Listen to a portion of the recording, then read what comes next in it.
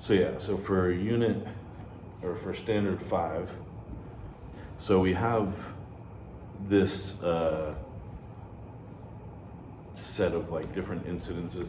But the one thing that I think for next year, because we only did the one fire drill, but I was thinking that maybe next year we have the one where kind of everybody knows that it's going to happen, except for the students.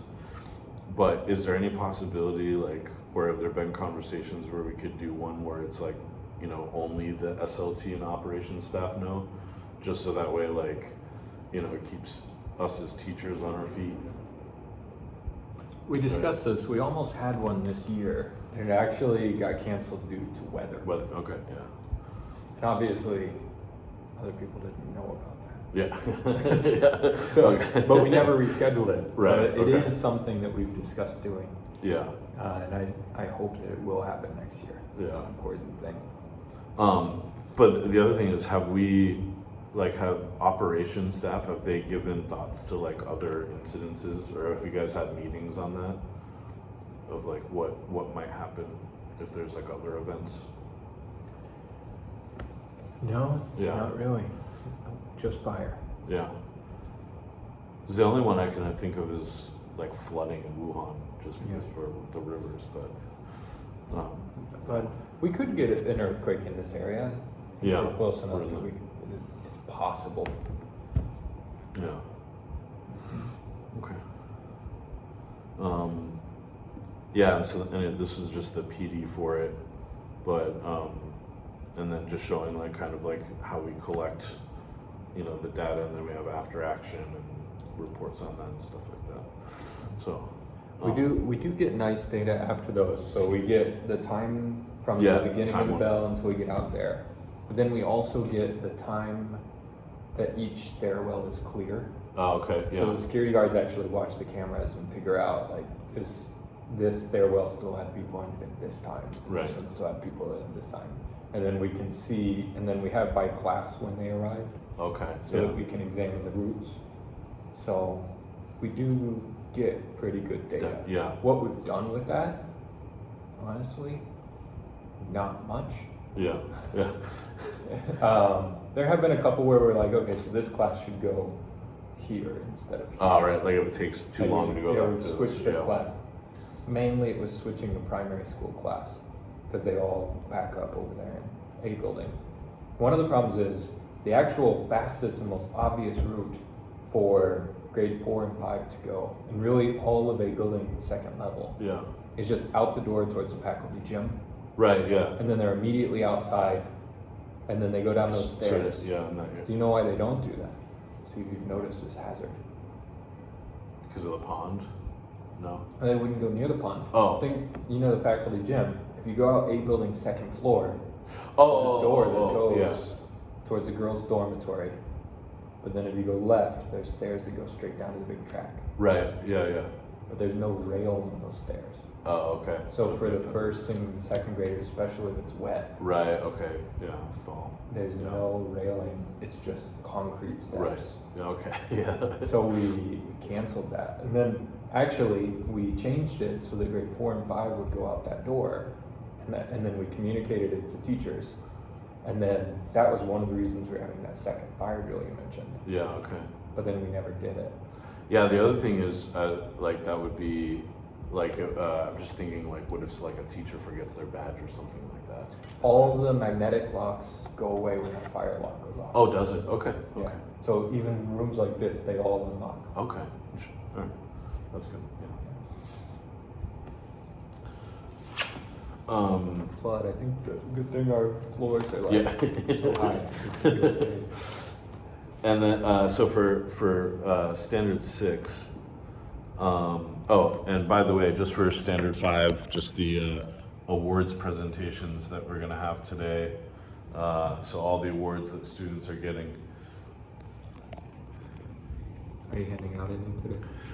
I saw the NEC one for Kevin, but no one had any awards. Like they won the one for Changsha, but they I think for Kevin and Daniel and Yvonne, they're doing theirs in the summertime.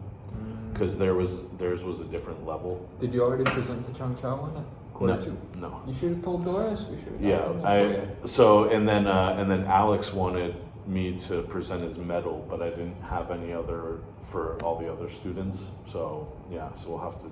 We made fake certificates for some Oh, really? stand-ins where they told us the award but didn't have the award yet. Oh, okay.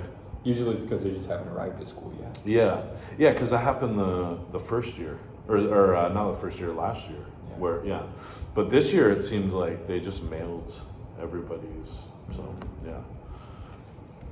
But hopefully we can do it next year, because some of them have like out of school partners, so it'd be nice if we had like a basis one that they but I think Kevin, Daniel, Yvonne, and Cece, like they did the sort of the novice level this year, so that's why they didn't qualify for America. So next year if they do the upper level. So did Kevin do Adam Smith? Yeah. So. Yeah, I don't know how he did. Did he say how he did in America? Got third or fourth. Wow. All right. So he did really That's well. great. So this one for recruitment. So I did the video here. So kind of welcoming students or welcoming faculty to BASIS, like what they kind of need to do pre-departure, like with human resources and stuff. Things that they should download before they get here. What was the big five?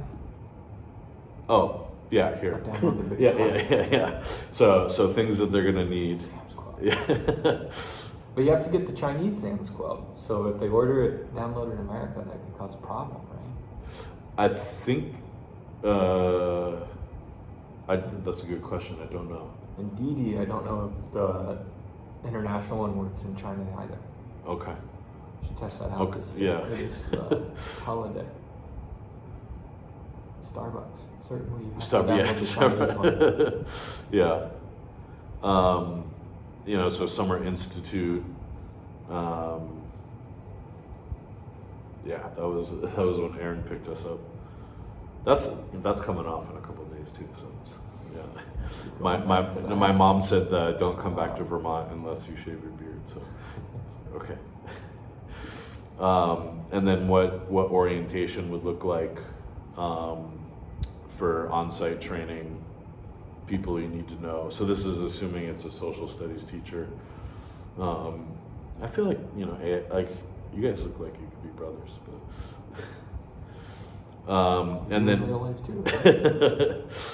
and then so like workplace. So this is coming out of the handbooks, and then also Chinese law. And then what you should do in case you have conflicts, sort of those protocols.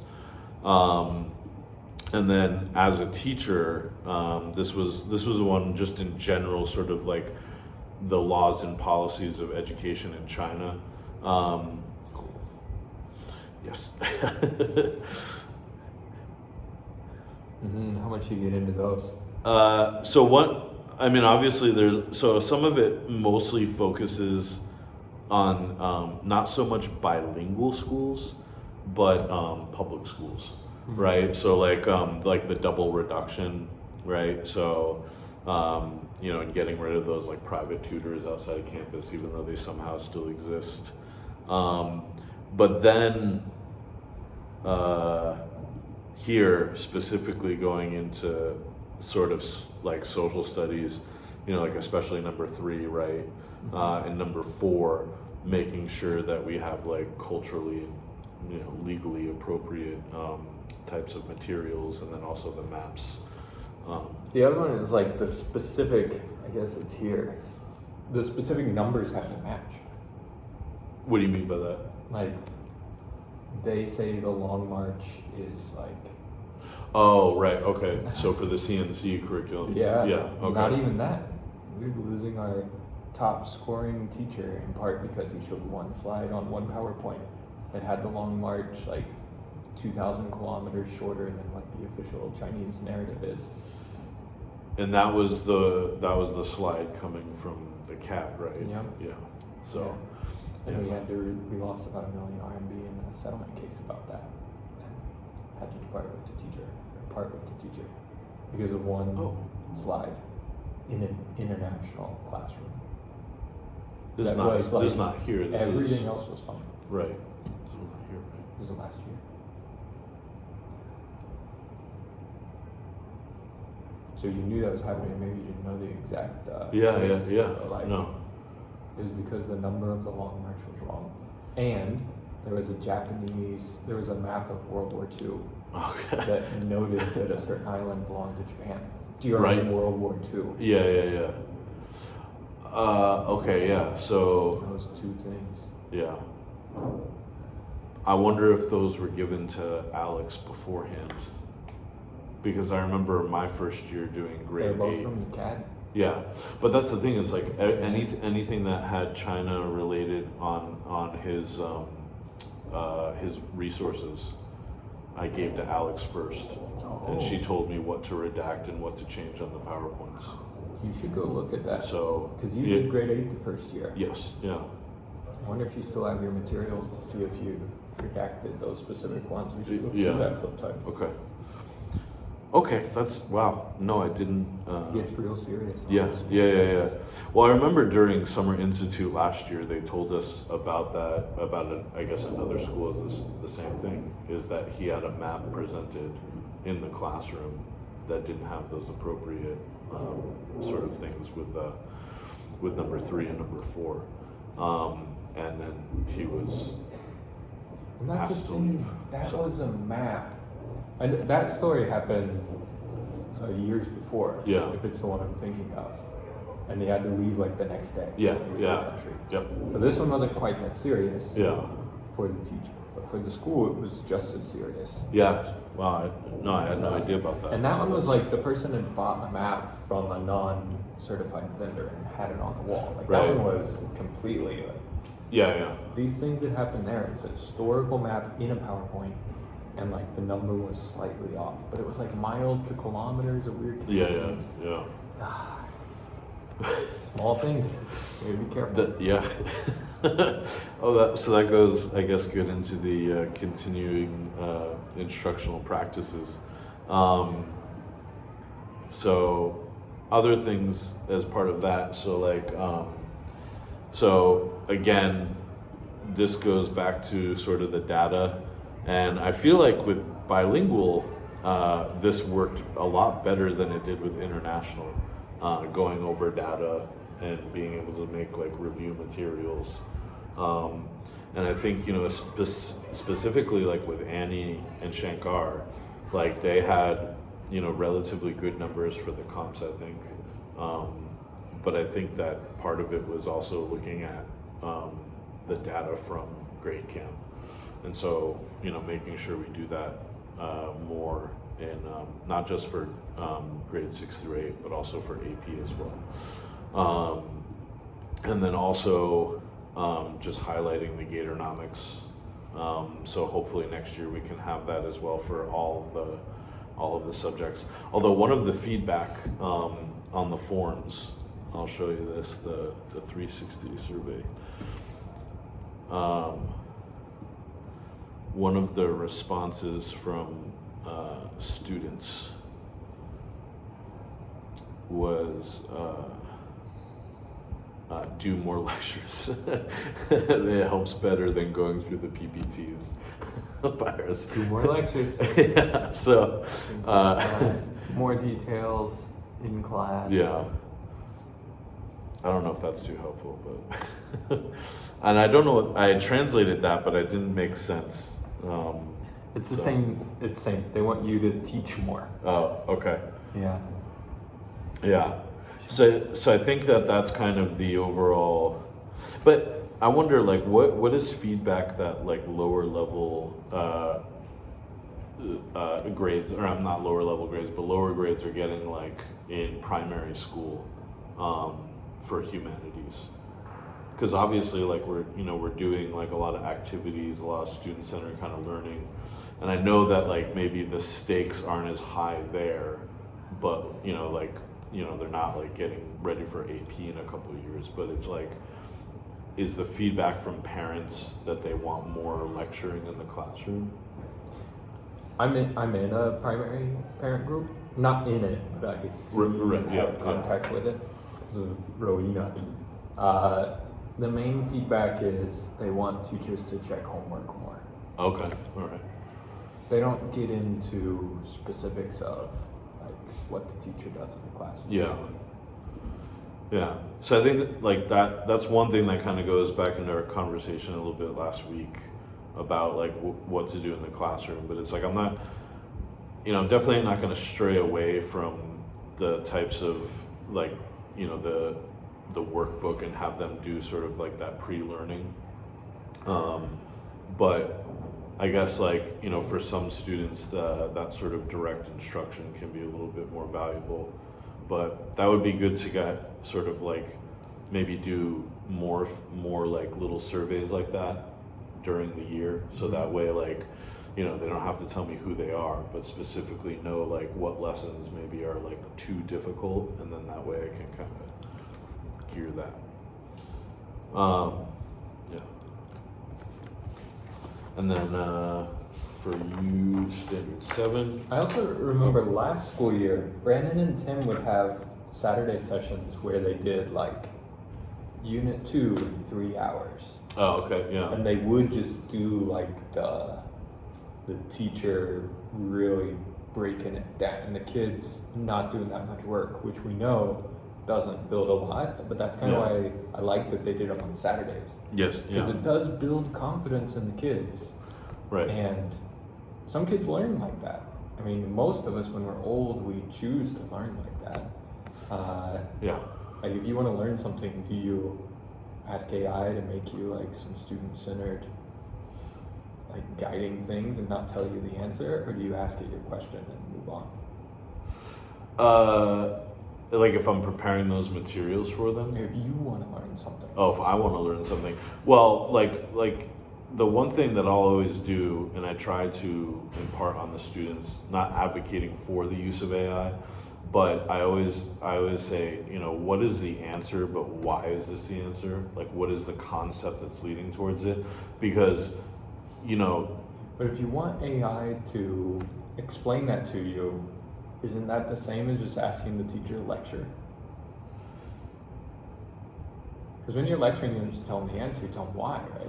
Not if I ask for questions to go along with it, right? Like, because then you can come up with similar questions that. Do you tell the students to ask questions? Like, I started to after we had a previous conversation because of that feedback from parents, and again, like, not that because of the school policy or the lack thereof, but it's like not that I'm advocating for the use of AI, but it's like that kind of idea of like understanding the concepts, but then it's like give me more problems that are similar to this, so that way you can practice it. But then again, you can kind of cheat that way and say give me the answer key. So yeah, but I do find it useful to kind of do like a little bit of a review, because there are certain units that are a little harder to explain. Where I like, especially when we get into macroeconomics, I know that when they have like, unit 4.5, when they go home, I know they're gonna struggle. So even though their homework is to fill out that graphic organizer, I will spend most of the class the next day basically going back over that PowerPoint and then giving them that instruction, and then trying to find, like, remember the first year when you would come in, especially with macroeconomics, and I'd always have something on like Yahoo or Google News or whatever that kind of relates, like what is the concept and how is it applied in the real world. So yeah, but with AI for sure, it's one of those things where it's like it can be useful to do that, but then also kind of cheat a little bit because you can pre-ask for the answers. So. Well, another thing that's helpful about asking teachers to prepare those things, though, like prepare a micro lecture or prepare a condensed review class, is honestly sometimes I feel like teachers don't know the material as well as they should. Right. Yeah. because they make these things where the students have to do the work, Yeah. but then they don't actually do them. Right. Yeah. Yeah. So ironically, like that, some teachers I feel actually don't learn their content well, especially if it's a new class. Sure.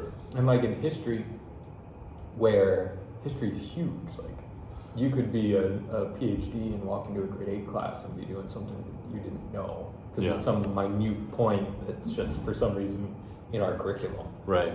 But then they might not know that. Whereas if they have to create like an actual review, like condensed review, I'm going to give all this to you as a micro lecture. Yeah. Then they have to figure out how to condense it. And ironically, like, the making of the PowerPoint helps the teacher know Yeah. and consolidate all that information, which makes them more authoritative with the students. Right. And for new teachers, the reason I went in this one is because for new teachers, especially here, I feel like they have to show their subject knowledge Yeah. in that first month. Yeah. I feel like our students check out real quick if they feel like a teacher doesn't know something. Yeah. And I think also to the like having that blueprint in our COT and stuff like that, like at least you can see like what, because when you go over the curriculum or even some of those PowerPoints that like Samuel gives you for grade 8, like especially the China ones that you need to like kind of proofread, he gives you basically everything you need, but then you can obviously download and add more or less to it. But the problem is that he's making it for what he knows he needs for his students. And so it's like, when you, obviously if we're coming into this school, we know that like vocabulary is going to be more important. And so, like the expectations of what you do with that material is going to be a little different here than in Hangzhou. So, so that's where the with the Summer Institute, like giving that breakdown in social studies of like, this is what each class is and this is where you have to hit, especially when you get ready for the comps, like knowing what material you can kind of like gloss over a little bit and then what material you need to actually kind of dive in deep and spend more time on. And that again, with like new teachers, that's going to be the hard part for Steve coming in, is the pacing. Is that it's a lot quicker than anywhere I've ever taught. So, and I think even Shankar, like he's not new to teaching, but like he definitely like was kind of like, wow, this is faster than I'm used to. So, yeah. And then we went over the PLC part with what Dan and I did, and then also we talked about previously about what we could do, and we talked about this in our virtual class last week as well, is the fact that especially in America when it comes to like union contracts, like unless you explicitly build it in, it's very hard to ask teachers to volunteer their time. But I do like the idea that we talked about a while ago, where like maybe making it like a monthly breakfast or something like that. So it's like, it doesn't have to be every teacher, but it's like, oh, hey, you're a grade 8 teacher too. Like I have these students that are struggling, let's meet and kind of collaborate. So I think that could be useful, but also difficult. So yeah, unless it's built in. And then professional development. So obviously, like we have so I highlighted the Summer Institute, and then also on-site training that we do, and then the IMAT training, which I thought like this year, because I know we didn't do it last year, but I thought it was really useful with like all of the different PDs. However, we kind of ran, a lot of them ran over time. And so that kind of like bled into the next PD. But I did think the ones that were the most useful were when we were in the gym. Some of those like ancillary classroom ones. Oh, really? I didn't like, maybe it was the ones that I signed up for, Yeah. but they went too quick. So it was sort of like, here's like a brief overview of what I do. Here's what you could do, and then done, right?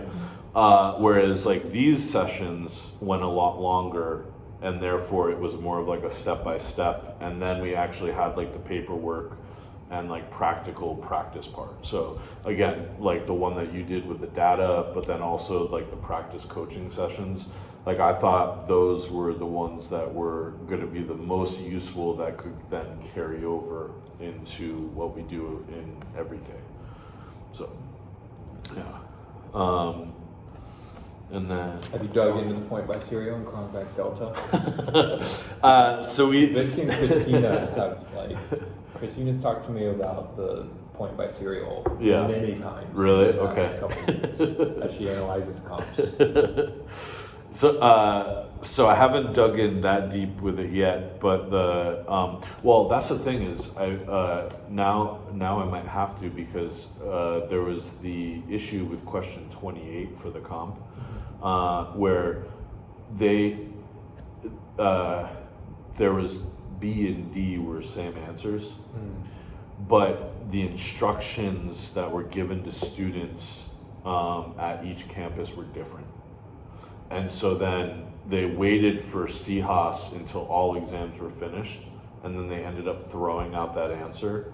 And so for someone like Jason in grade 8, he had like he had a 90, and then he ended up with an 88 because they threw that question out. Mm-hmm. And originally the idea was like we just give the question to everybody. Yeah. And so yeah, so Or at then- least just have three possible answers. B is correct, D is correct, B, D yeah, is correct. yeah. So that I don't like the way that they kind of handled that question, because like that ended up screwing some of the students I don't over. like when So they penalize kids. Yeah. Yeah. oh, and I mean like we can get into this later on too, but like it seems like other, not just the comps, but like, or the BIPS, but like the common portion, like spelling errors, questions that didn't have anything to do with like the blueprint. So yeah, so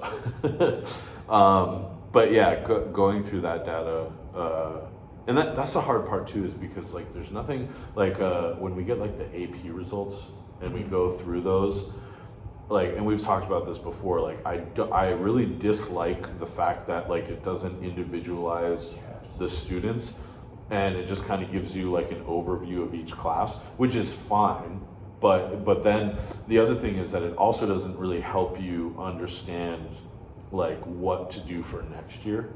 Because last year I remember when we were going over oligopoly, and like everyone could not get game theory around their head.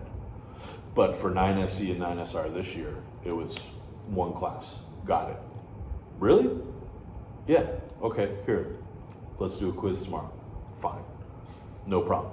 But like last year, it was like, that was one of the things where we had to review a ton of, and even kids like, you know, Jimmy and stuff, like they were, it was just really hard for them to wrap their head around like how you identify and do the matrix and stuff. And it was like, okay, like that's, so you know, what was difficult for some kids this year isn't going to necessarily apply to next year. And so that's where I think like it's a little hard to kind of use that data to help for next year and prepare. Yeah. So Yeah, that's the one thing that A levels have over AP. yeah. The only thing Well, on med. and the amount of papers that you can use for review. So Yeah. yeah. Interesting. Okay, and that's it. So. Okay. Thanks. Thank you.